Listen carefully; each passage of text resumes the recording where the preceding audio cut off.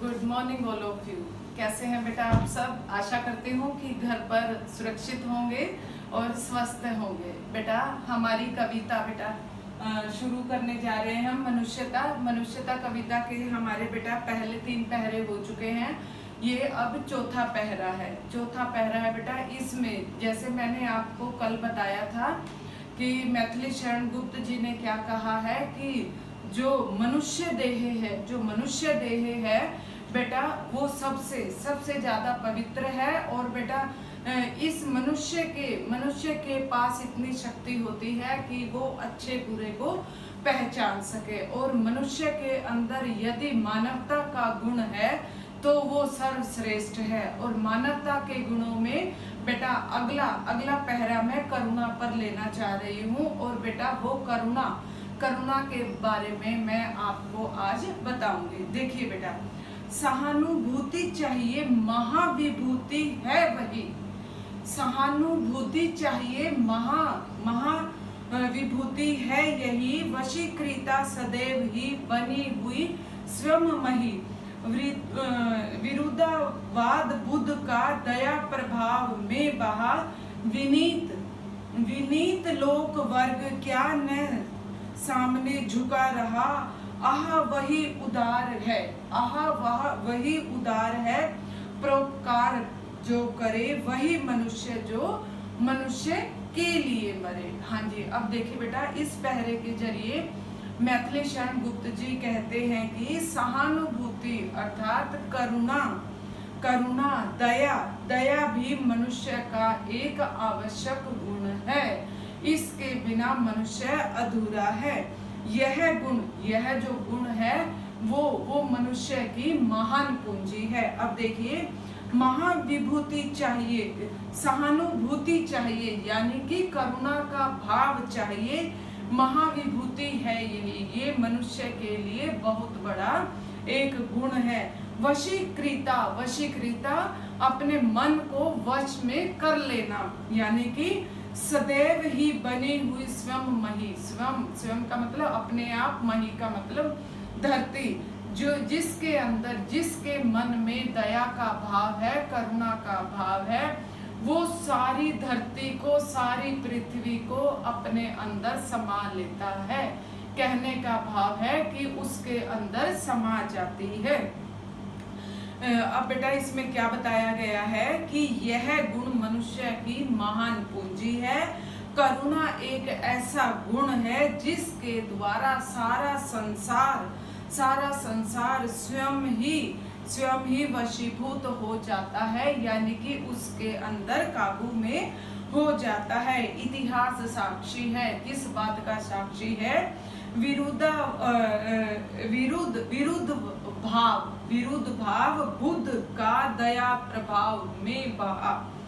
विनीत लोक वर्ग क्या न सामने झुका रहा। यहाँ पर कविवर कहते हैं कि वो बुद्ध का उदाहरण देते हुए कहते हैं, बुद्ध स्वरूप बुद्ध का उदाहरण देते हुए कहते हैं, बुद्ध ने क्या किया कि बुद्ध ने बेटा दया का भाव दिखाया, सभी लोगों के प्रति दया का भाव दिखाया और सभी लोग उनके वशीभूत हो गए।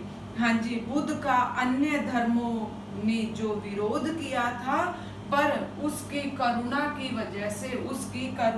वजह से जो उन्होंने करुणा की धारा बहाई थी, जो करुणा की धारा उन्होंने चलाई थी, दया भाव जो उन्होंने चलाया था, उससे सारा का सारा संसार अनुयायी बन गया। यानी कि अनेक धर्मों ने बुद्ध का विरोध किया था, लेकिन उनके अंदर इतनी दया थी, उतनी ज्यादा करुणा थी कि लोग उनके अनुयायी बन गए। हाँ जी, अब देखिए, विनीत लोक वर्ग क्या न सामने झुका रहा और सारा का सारा लोक, सारा संसार उनके सामने नतमस्तक हो गया। वही उदार है जो परोपकार जो करे वही मनुष्य जो मनुष्य के लिए मरे। यहाँ पर कहते हैं कि अपने दया भाव से उन्होंने सारे संसार को अपने वशीभूत कर लिया यानी कि अपना अनुयायी बना लिया। कवि कहता है कि यह भाव केवल परोपकार जनों के हृदय में ही उत्पन्न होता है। जो परोपकारी होते हैं उनके अंदर करुणा का भाव उत्पन्न होता है और उसी से ही वो दूसरों की भलाई करते हैं। वही उदार और दयालु होता है, वही उदार और दयालु होता है। वास्तव में वही मनुष्य है जो मनुष्य के काम आए। ठीक है बच्चे, वही मनुष्य है जो दूसरों के लिए जीता मरता है। बेटा जी ये आपका चौथा पहरा था। चौथे पहरे में क्या बताया गया था कि बुद्ध के बारे में बताया गया था। बुद्ध के उपदेशों का सभी लोगों ने विरोध किया, अनेक धर्मों ने उनका विरोध किया था, लेकिन बुद्ध के अंदर जो करुणा का भाव था उस भाव से सभी लोग उनके अनुयायी बन गए, उनके वशीभूत हो गए। कहने का भाव क्या है कि सभी लोगों ने उनकी शिक्षाएं अपना ली और सारे संसार को उन्होंने अपने दया से, करुणा से अपने वश में कर लिया। तो बेटा इस पहरे में बुद्ध का वर्णन किया गया है और करुणा का वर्णन किया गया है कि बुद्ध एक जैसे कि आम मनुष्य थे और बेटा उन्होंने करुणा का भाव इतना अधिक जागृत हुआ, वो चाहते तो वो राजा बनकर कुछ भी कर सकते थे, लेकिन नहीं, उन्होंने दया का भाव अपनाया। उन्होंने कौन सा भाव अपनाया? करुणा का भाव अपनाया। और यहाँ पर कविवर क्या कहते हैं? मनुष्य के भीतर दया का भाव होना अति आवश्यक है, तभी वो दूसरों की भलाई करता है, दूसरों के लिए जीता मरता है। ठीक है, हाँ जी। इससे हमने कल क्या किया था? हमने कल परोपकार की भावना के बारे में बात की थी और बेटा सारे के सारे बेटा 3-4 राजाओं का वर्णन किया था, ऋषि का वर्णन किया था और आज बेटा सहानुभूति का वर्णन किया है, यानी कि दया का भाव मैंने आप सबके सामने प्रस्तुत किया है कि मनुष्य के अंदर दया का होना अति आवश्यक है। हाँ जी, अगला पहरा। रहो न भूल के कभी मद आंध तुच्छ वित में, सनाथ जान आपको करो न गर्व चित्त में। अनाथ कौन है यहाँ त्रिलोकी नाथ साथ हैं, दीन बंधु दयालु दीन बंधु के बड़े विशाल हाथ हैं। अतीव भाग्यहीन है अधीर भाव जो धरे, वही मनुष्य जो मनुष्य के लिए मरे। यहाँ पर कविवर क्या कहते हैं इस पहरे में कि जो धन है वो धन तो बिल्कुल तुच्छ है, वो धन तो मानव सेवा के सामने धन की कीमत कोई नहीं है, धन तो तुच्छ है, मानव सेवा अति आवश्यक है। यहाँ पर क्या बताया है? रहो न भूल के कभी मदमांध। बेटा मदमांध का मतलब होता है कि मद यानी कि अहंकार में अंधा नहीं होना चाहिए। यहाँ पर यही बताया है कि मनुष्य को भूल कर भी धन का घमंड नहीं करना चाहिए। आप किसी की रक्षा करने के कारण उसके स्वामी हैं। आप किसी की रक्षा करने के कारण उसके स्वामी हैं। शक्ति का ऐसा घमंड हमें अपने हृदय में नहीं करना चाहिए, क्योंकि यहाँ पर क्या बताया है कि जब तीनों लोकों का स्वामी भगवान सबका रक्षक है तो यहाँ पर कोई भी अनाथ नहीं है, सभी उसके ही बंदे हैं, अर्थात उसके रहते हुए संसार में कोई भी अनाथ नहीं है, वो सबको सुरक्षित रखता है। इसलिए हमें असुरक्षित की भावना नहीं लानी चाहिए। क्योंकि दीन बंधु के बड़े दयालु हाथ हैं, यानी कि जो दीन बंधु है, जो दीन दुखियों का सहायक है, वह बहुत ही दयालु है, वो कृपालु है, वो सर्व समर्थ है, यानी कि सब कुछ कर देने वाला है। वह भगवान, वह मनुष्य भाग्यहीन है जो हर वक्त, जो हर समय धन प्राप्ति के लिए व्याकुल रहता है और उसमें ही अधीर रहता है, क्योंकि मनुष्य वही है जो मनुष्य के काम आए।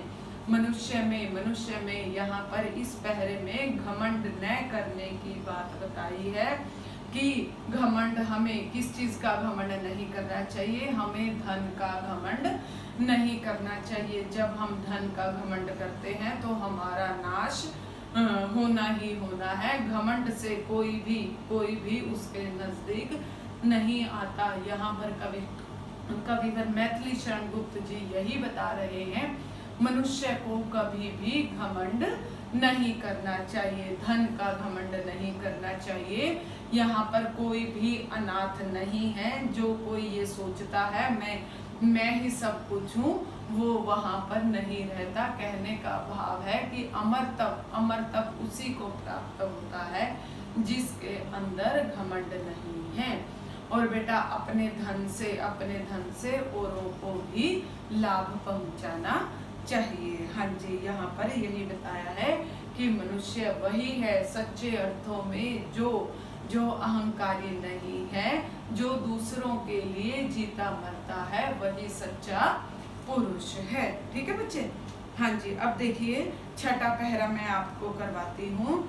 अनंत अंतरिक्ष में अनंत देवता है, देवता खड़े समक्ष ही सब बाहु जो बढ़ा रहे बड़े बड़े, परस्पर अवलंबन से उठो और बढ़ो सभी, अभी अमर्त्य अंक में अपंक हो चढ़ो सभी, रहो न यूं कि एक से न काम और का सरे, वही मनुष्य जो मनुष्य के लिए मरे। यहाँ पर गुप्त जी कहते हैं, क्या कहते हैं बेटा, ये औरों के काम आने के लिए बता रहे हैं इस भाव में कि हमें दूसरों के प्रति परोपकार की भावना तो रखनी ही चाहिए, साथ में दूसरे को भी आगे बढ़ते देखना चाहिए। हाँ जी, अनंत अंतरिक्ष में अनंत देव हैं खड़े, जो ये बेटा असंख्य देवता हमारी सहायता और सुख समृद्धि के लिए बेटा आसमान में खड़े हुए हैं। वो हमें आगे बढ़ाने की ओर कोशिश कर रहे हैं, वो हमारा लाभ हित चाहते हैं और वो हमें आगे की ओर अग्रसर यानी कि आगे की ओर बढ़ाए जा रहे हैं। परस्पर अवलंबन से उठो, परस्पर एक दूसरे के प्रति सहयोग की भावना रखो और हमें एक दूसरे को आगे बढ़ाना है। अभी अमर्त्य अंक में अपंक हो चढ़ो सभी। यहाँ पर क्या बताया है कि एक दूसरे का सहारा बनकर उठो और उन्नति के पथ की ओर अग्रसर हो जाओ। कवि संसार के सभी लोगों को आह्वान करते हुए कहते हैं कि अपने आचरण को पवित्र बनाकर देवत्व यानी कि अमरत्व को प्राप्त करो। कहने का भाव क्या है यहाँ पर कि तुम अमानवीय भावों को भूलकर मनुष्यता को धारण करो, देव तुल्य बनो। तुम्हारा जीवन ऐसा नहीं कि एक दूसरे के काम न आए, क्योंकि मनुष्य को वास्तव में वही करना है, क्या करना है कि एक दूसरे के सहयोग की भावना रखनी है। इस पहरे के माध्यम से यही बताया गया है कि मनुष्य के भीतर बेटा देवत्व के गुण विराजमान है। देवत्व के गुण कौन से होते हैं? देवत्व के वही गुण होते हैं जब मनुष्य के काम आता है।